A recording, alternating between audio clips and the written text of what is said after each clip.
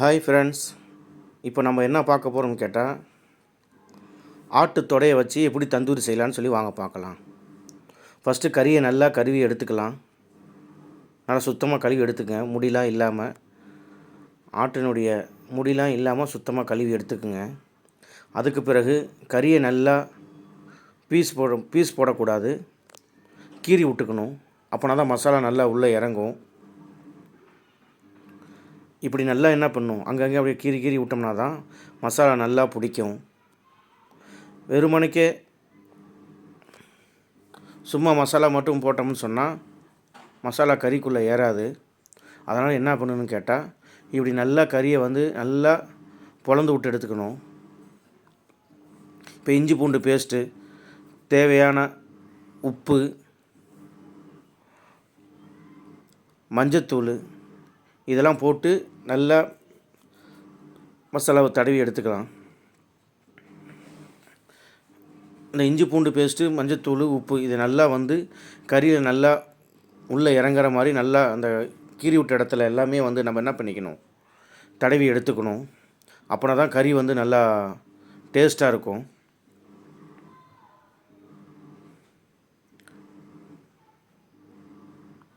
இப்படி என்ன பண்ணணும், நல்லா மசாலாவை நல்லா உள்ளே இறங்குற மாதிரி தடவிக்கணும். அந்த இஞ்சி பூண்டு பேஸ்ட் நல்லா சாறுலாம் உள்ளே இறங்குற மாதிரி தடவி எடுத்துக்கணும்.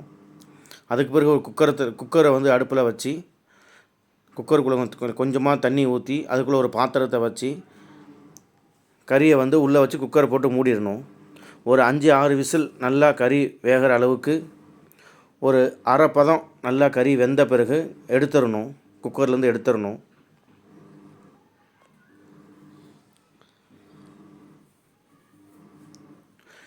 இப்போ இதுக்கு மசாலா போடலாம், தந்தூரிக்கான மசாலா போடலாம். இப்போ மசாலா தூளெல்லாம் போட்ட பிறகு அந்த மசாலாவை நல்லா கலந்து எடுத்துக்கலாம்.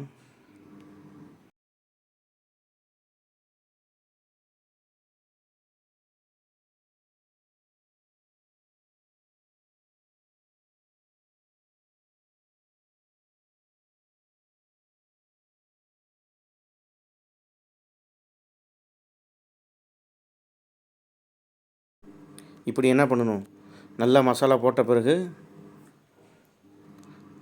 தயிர், லெமன் எல்லாம் கலந்த பிறகு மசாலா நல்லா இப்படி பிசைஞ்சி எடுத்துக்கணும். கட்டியாக இல்லாமல் நல்லா தண்ணியாக கொஞ்சம் கட்டியாக லேசாக அப்படி கரைச்சி எடுத்துக்கிட்டோம்னு சொன்னால் அந்த கறி மேலே மசாலாவை தடவுக்குள்ளே நல்லா சாறு உள்ளே இறங்கும். அப்போனா தான் கறி நல்லா டேஸ்ட்டாக இருக்கும். இப்படி என்ன பண்ணணும், நல்லா தடவி எடுத்துக்கலாம் கறியில்.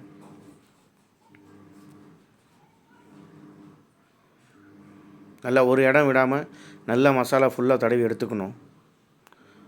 அப்போனா டேஸ்ட் நல்லா எடுத்து கொடுக்கும்.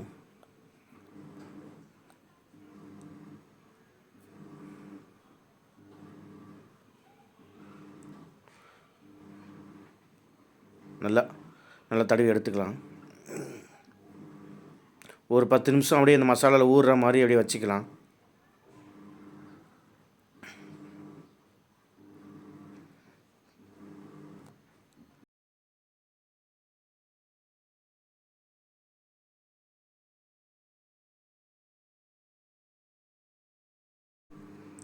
இப்போ அடுப்பில் தோசைக்கல்லை வச்சு அந்த தோசைக்கல்லை லேசாக எண்ணெய் ஊற்றி இப்போ நம்ம பொரித்து எடுக்க போகிறோம் ஆட்டு தந்தூரியை. நல்லா வேகிற அளவுக்கு எப்படி வேகும்னு பார்த்தா, கத்தியை லேசாக வச்சு ஒரு குத்தி பார்த்தோம்னு சொன்னால் கத்தி உள்ளே இறங்குச்சுன்னு சொன்னால் நல்லா வெந்திருக்குன்னு அர்த்தம். திருப்பி வைக்கணும், அப்போனா தான் நல்லா வேகும். ஒரே சைடு வச்சோம்னா ஒழுங்காக வேகாது. இப்படி பிரட்டி கையில் லேசாக பிடிச்சி எடுத்தோம்னு சொன்னால் நல்லா வெந்துடும்.